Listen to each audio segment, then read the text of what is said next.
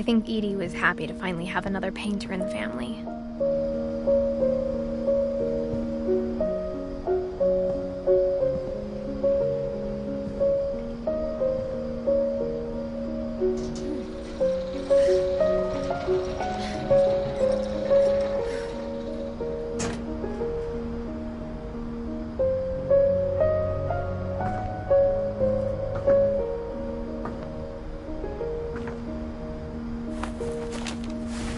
Milton Finch in The Magic Paintbrush.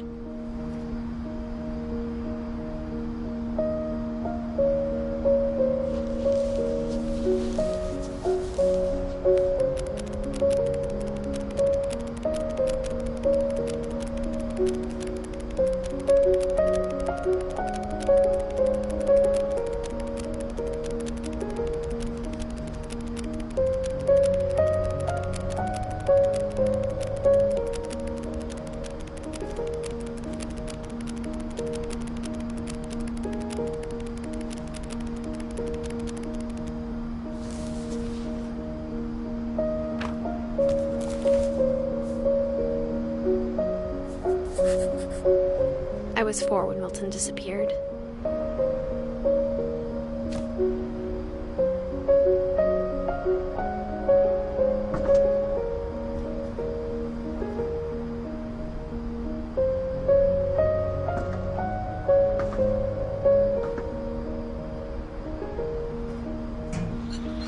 Mom spent months searching for my brother. Then she sealed the doors.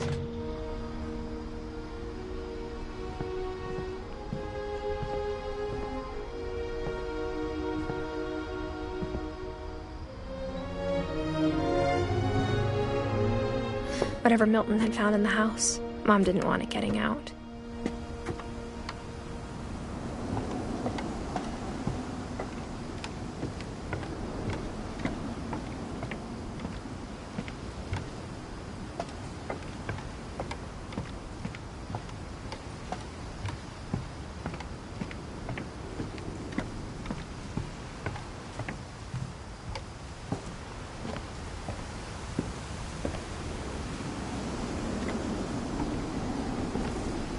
Mom definitely blamed Edie, but I think Louis blamed himself. After he graduated, he just spent more and more time in his room, until Mom got him a job at the cannery.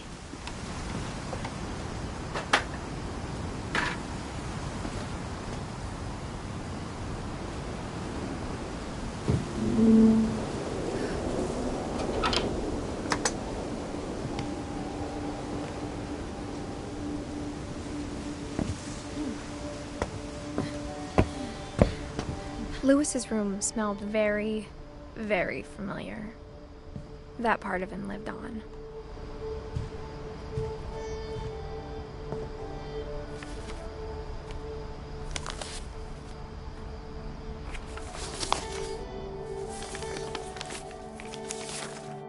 Dear Mrs. Finch, as Louis's psychiatrist, I can understand your desire for an explanation. As I see it, the trouble began in January, shortly after we convinced your son to seek treatment for substance abuse. Newly sober, I believe Louis first noticed the monotony of his daily life.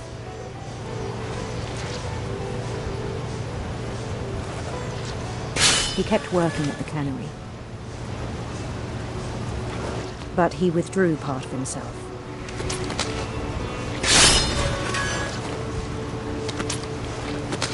In our sessions, I saw the same behavior. His mind began to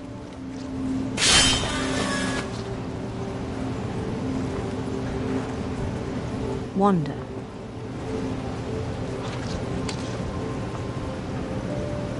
I asked him to describe it.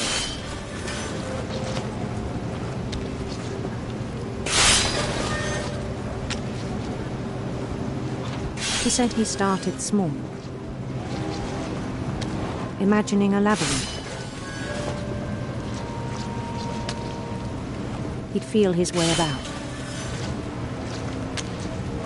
Then something moved. Bats.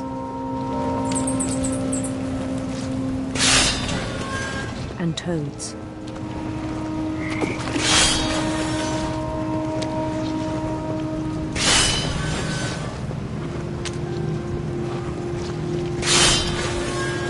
things that have not names. He knew it was all in his head.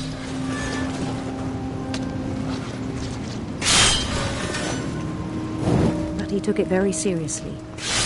I had hoped he'd find himself.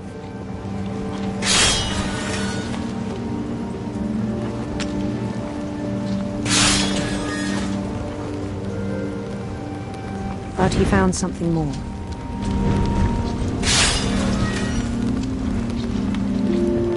I worried about him then, daydreaming at the cannery.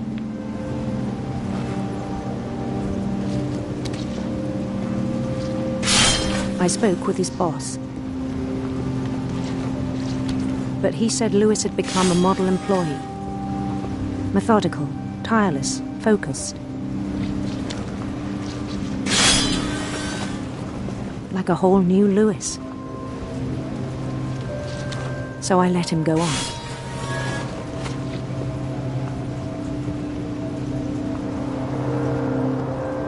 I even encouraged him. It seemed very promising at first. He told me he'd made a new friend.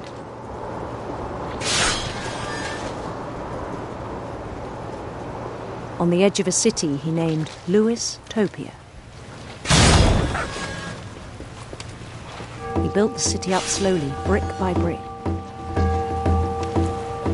Then he made musicians.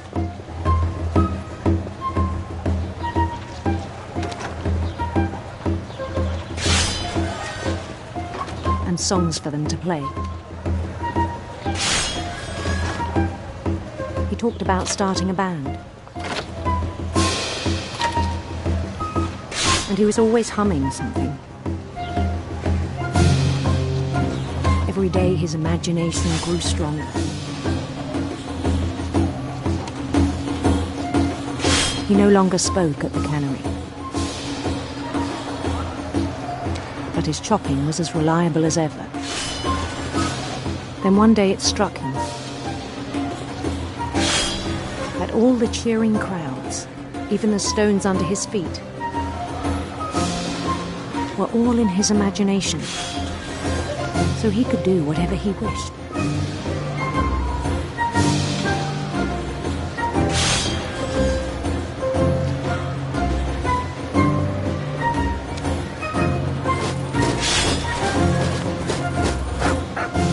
He held an election for mayor, and he won. They begged him to stay, but his mind was already wandering. It became a game for him.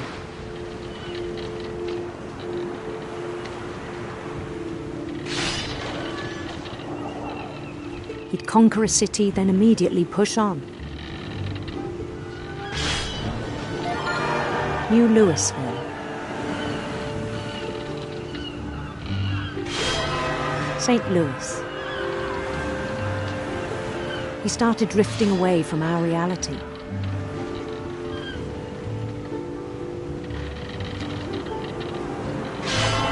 Minneapolis, until one day he forgot to go home from the cannery.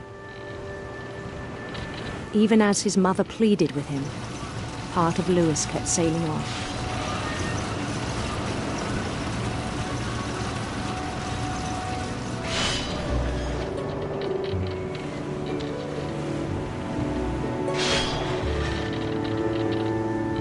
In Lewisburg, he heard rumors of a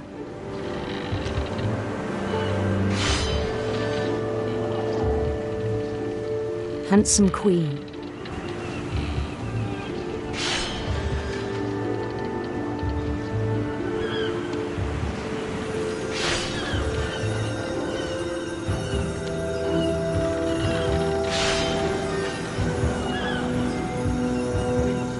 The queen was on her own quest for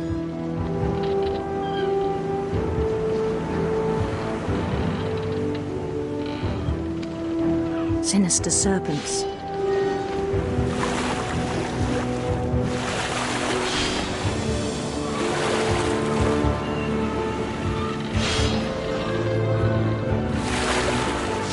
followed the sound of her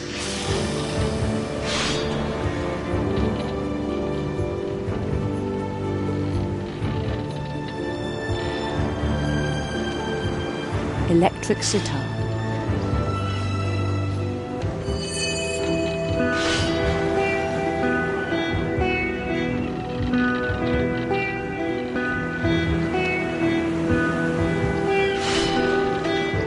His chase led him to a golden palace east of the sun and west of the moon. Even then, his logic remained sound.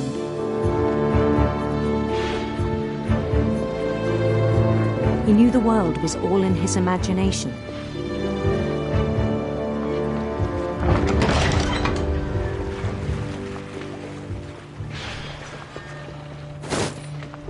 But he was so proud of having created it. In his own eyes, he'd become something greater than a king.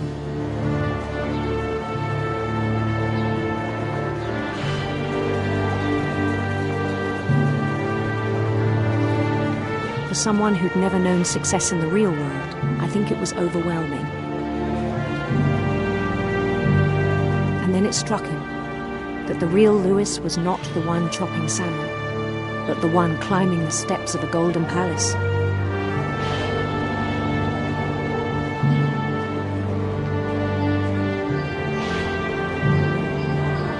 My imagination is as real as my body, he told me. It was hard to argue with him.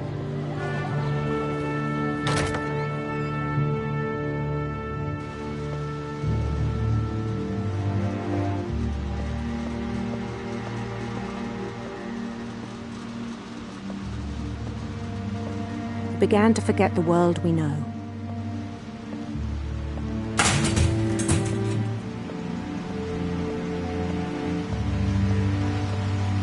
I think it pained him to remember Lewis, the cannery worker.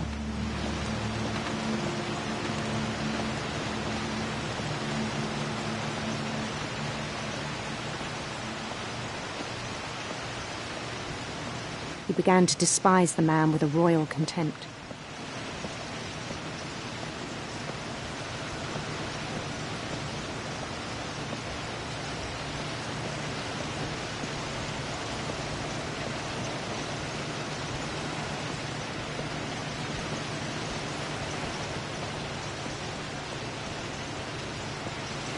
I still thought I could save him. Even after he said he was being crowned king over all the lands of wonder. The palace would be packed with his companions.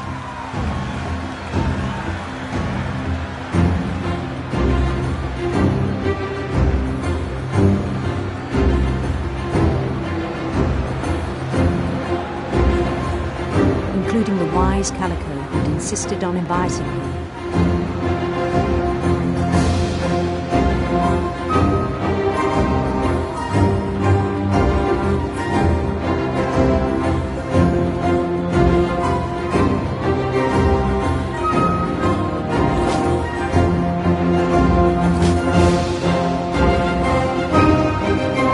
His queen waited, holding his crown.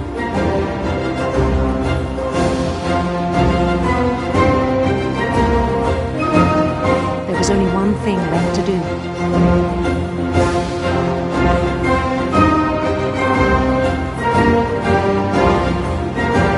Bend down his head.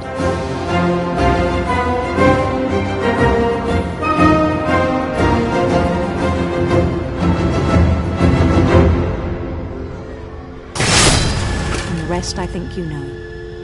Mrs. Finch, your son was a kind man who will be missed by all of us who knew him.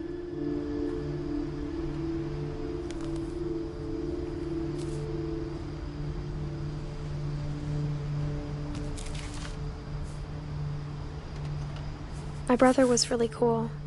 I wish you could have met him.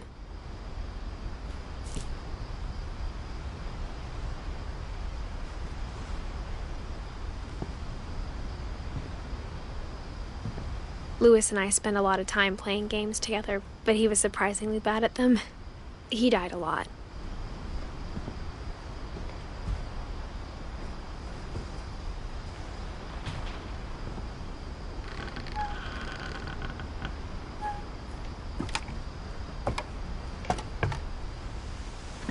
On the way back from Lewis's funeral, my mom told me to start packing.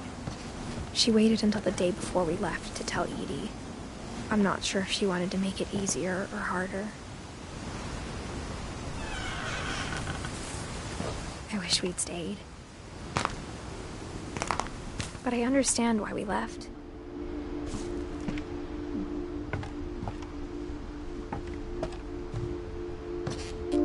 My mom ended up leaving everything behind.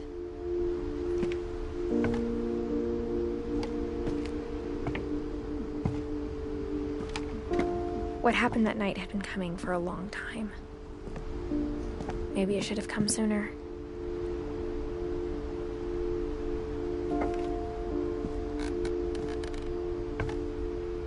But it had to end one way or another. All that's left now is to tell you about that last night.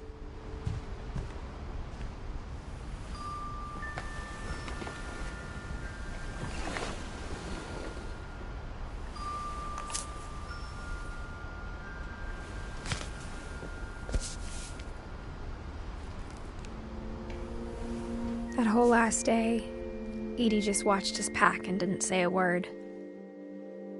Until supper, when she raised her glass and said, "To our final night together, and all our final nights apart." Grandma, you know what I said about alcohol. Some of your medications are very Edith, specific. I left a present for you in the hallway. Why don't you go open it?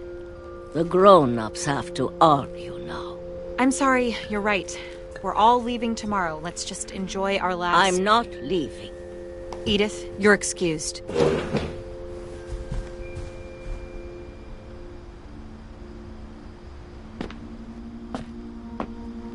The power had been shut off that morning, but Edie always had plenty of candles. When my mom sealed the library, I don't think she knew about the other entrance. Or that Edie had a key to it.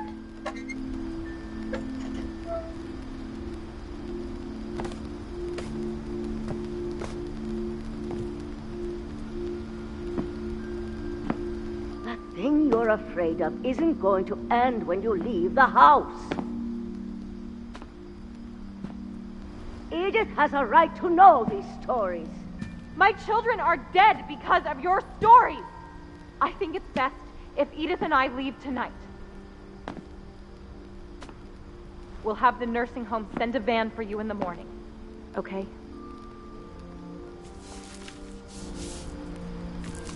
Dear Edith, there's so many stories I wish I could tell you, but there's only time for one. This is about what happened on the night you were born.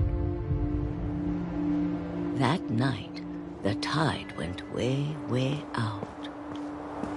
It was the first and last time I ever saw the old house aground.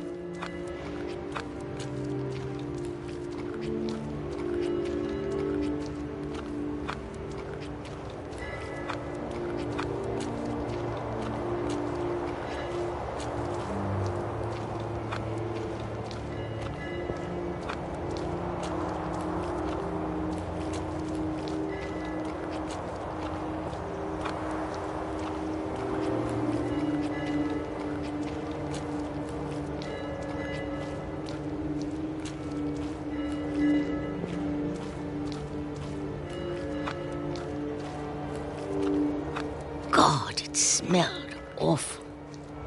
You know, I've seen that house every day of my life. But I never thought I'd go back to it. When the fog rolled in, I lost my way.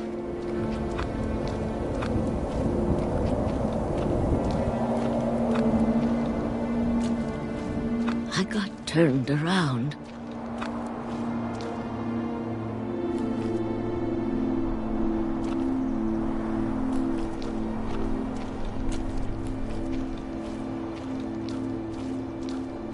I started seeing things.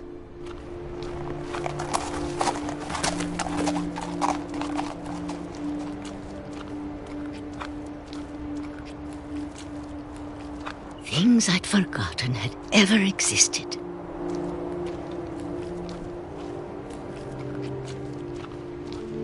But when I saw them, they felt like old friends. That night, a lot of things came back to me. Or maybe I came back to them.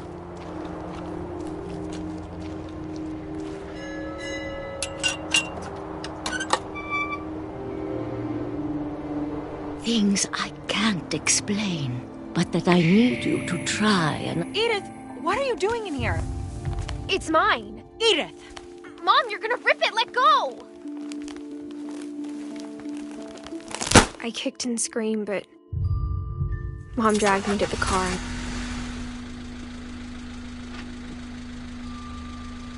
I never saw Great-Grandma Edie again. The next morning, the van came to pick her up, but she was already gone. After that, we moved around a lot.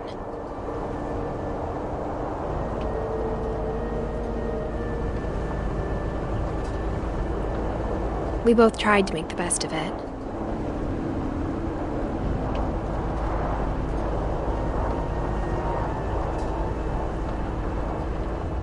A few years went by.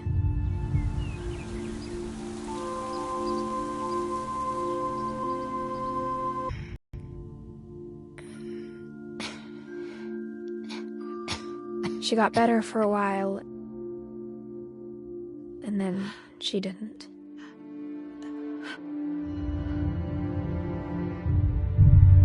And then I was alone.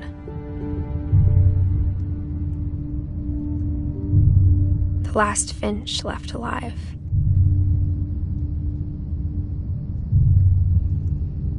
Until I found out about you. I'm still not sure what to tell you about all this.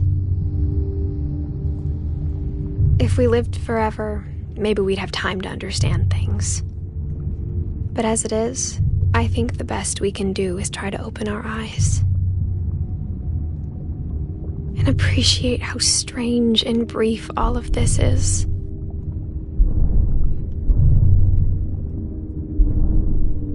This journal was supposed to be for you. But now I hope you'll never see it. I just want to meet you and tell you all these stories myself. But I guess if you're reading this now, things didn't work out that way.